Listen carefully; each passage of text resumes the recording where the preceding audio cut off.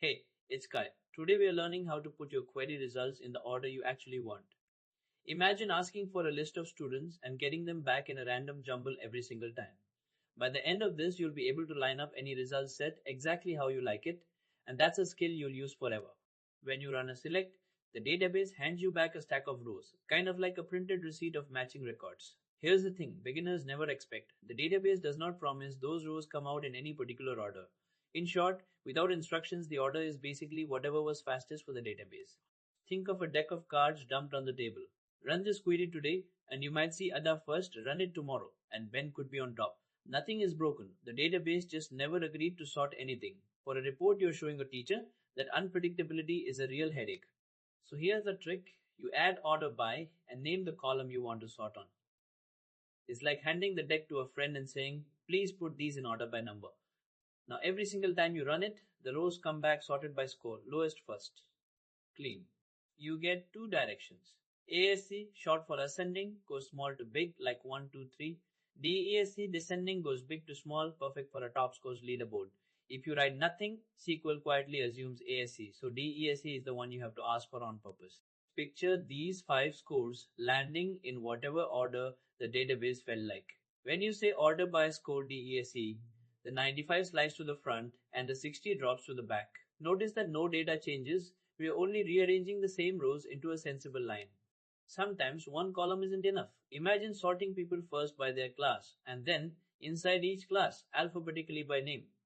SQL reads left to right. It sorts by class first, and only when two rows share the same class does the second column, name, break the tie. In short, list your columns in order of importance. Order by isn't limited to plain columns. You can sort by numbers, by text alphabetically, by dates from oldest to newest, or even by a little calculation. Here, we sort by price times quantity, so the biggest total orders float to the top. The database does the math, then sorts on the result. A null is just a blank, a value nobody filled in. When you sort, all those blanks clump together at one end of the list, and honestly, which end depends on your database. I got burned by this once, assuming NULLs would sit at the bottom, and my report had a wall of blanks right at the top. Just check where they go before you trust the output. The number one mistake is assuming rows come back sorted just because they did last time. They won't always. Another classic is wanting the highest scores but forgetting DESC, so you get the lowest instead. If you want a specific order, you have to say so every time. People mix these two up constantly because they rhyme. Order by just arranges the rows you already have. Group BY is different. It collapses many rows into summary buckets, like totaling sales per region.